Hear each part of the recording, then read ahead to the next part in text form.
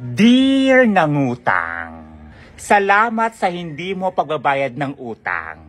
Natutunan ko kasi na sa susunod, mas magiging maingat na ako sa pagpapahiram. Okay lang na hindi mo maibalik sa akin yan. Tulad ng iyong ipinangako, naway patahimikin ka ng konsensya mo. Iba na ang panahon ngayon. Yung umutang na ang magdidesisyon kung kailan niya balak magbayad. At ang nagpautang na ang mag-a-adjust.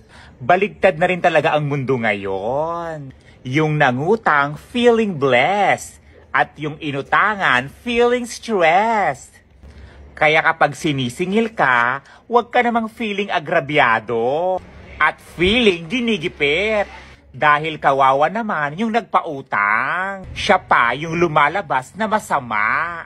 Kaya tandaan mo, hindi naman masama ang mangutang. Basta babayaran natin on time. Isipin din natin ang kalagayan ng nagpautang. Dahil lahat tayo ay nabubuhay sa kahirapan at kaginhawaan. Kaya kung may utang ka, bayaran mo yan. Dahil lahat tayo ay may pangangailangan.